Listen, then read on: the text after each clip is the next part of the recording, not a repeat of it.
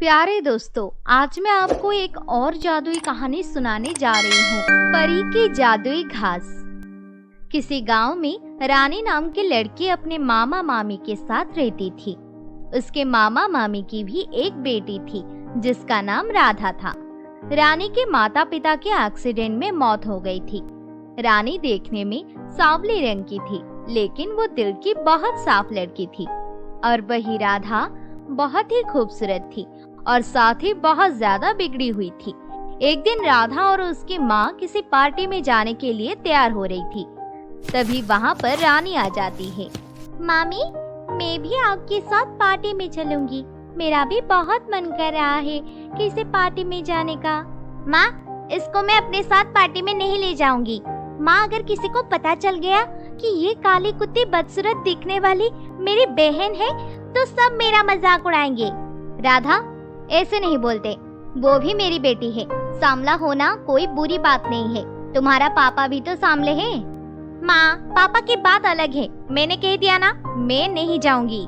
मैं तुम्हारी एक नहीं सुनूंगी। रानी, तुम जाकर तैयार हो। राधा बहुत ही ज्यादा चिढ़ जाती है और वहाँ से चली जाती है। कुछ देर बाद तीनों तैयार होकर पार्टी में पहुँच जाते हैं।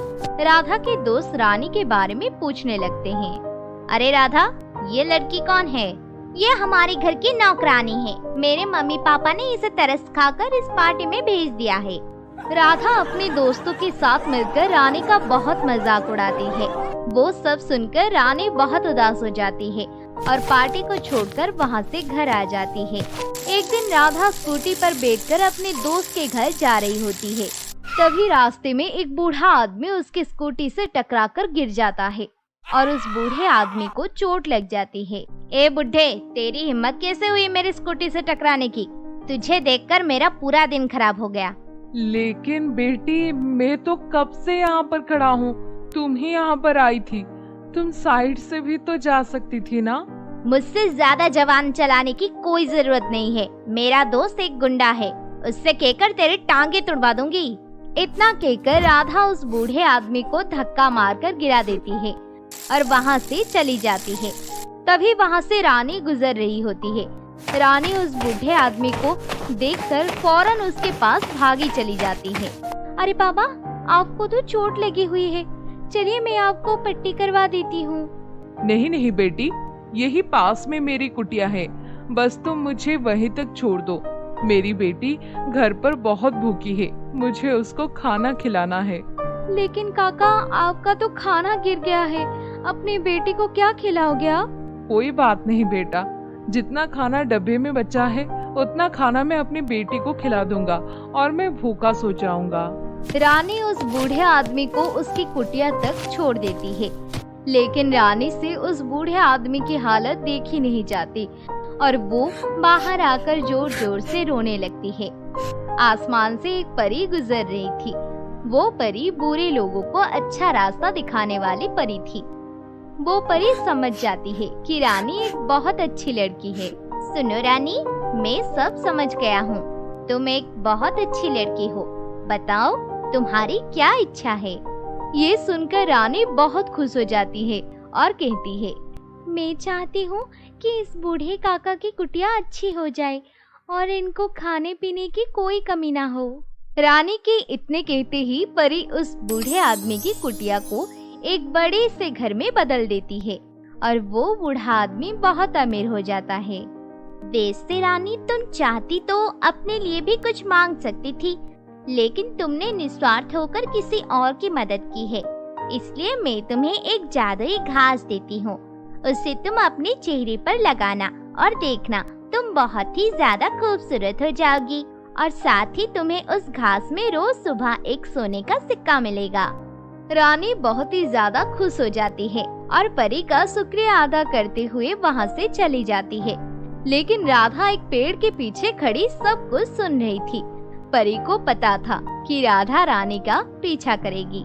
अब आएगा ना मजा और राधा को मिलेगी सजा। रानी घर जाते ही घास को पीसकर अपने चेहरे में लगा लेती है। घास को चेहरे पर लगाते ही रानी बहुत ही खूबसूरत हो जाती है। मैं तो सच में बहुत खूबसूरत हो गई हूँ। हाँ, अब कोई भी मेरा मजाक नहीं उड़ाएगा और राधा भी मुझे अपनी बहन मानेगी। राधा छुप छुप कर वो सब देख रही होती है। जैसे ही रानी अपने कमरे में चली जाती है, वैसे ही राधा उसके कमरे में जाती है और उस जादुई घास को चुरा लेती है और अपने कमरे में जाकर अपने मुंह पर लगा लेती है।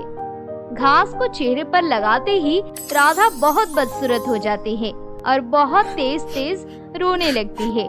रोने की आवाज सुनकर उसके मम्मी पापा और रानी भी वहाँ पर आ जाते हैं। देखो ना मम्मी, मैं कितनी काली हो गई हूँ, अब मैं क्या करूँगी? लोग मेरा बहुत मजाक उड़ाएंगे। ये सब तो तेरी कर्मों का फल है और तुझे इसे भुगतना ही पड़ेगा। इसमें हम कुछ नहीं कर सकते। तूने चोरी करी है और चोरी करना बहुत बुरी बात होती है। इतना कहकर राधा के मम्मी पापा वहाँ से चले जाते हैं। राधा दुखी होकर बहुत रोती है। तभी रानी राधा से कहती है, राधा तुम चिंता मत करो, मैं तुम्हारे साथ हूँ। अगले दिन राधा जब अपने कॉलेज जाती है तो उसके सारे दोस्त उसका बहुत मजाक उड़ाते हैं। तभी वहाँ पर रानी आ जाती है और उसके सारे दोस्तों को डांटने लगती है। मेरी बहन का मजाक उड़ाना बंद करो, सांवला होना कोई बुरी बात नहीं है। इंसान अपने गुणों से पहचाना जाता है, ना कि अपने रंग से।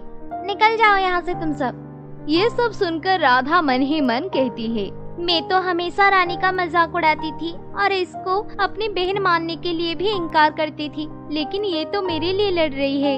राधा ने रानी से माफी मांगी, लेकिन तभी वहाँ पर परी भी प्रकट हो जाती है और कहती है, राधा तुम्हें अपनी गलती का एहसास हो चुका है, इसलिए मैं तुम्हें पहले जैसा बना रही हूँ। याद रखना, इंसान की पहचान उसके रंग से नहीं, उसके गुणों से होती है। इसके बाद परी राधा को पहले जैसा बना देती है और वहाँ से चली जाती है। रानी ने भी उसको माफ कर दिया था। उसके बाद राधा एक नेक और अच्छी लड़की बन जाती है और रानी और राधा हंसी खुशी अच्छी बहनों की तरह रहने लगते हैं।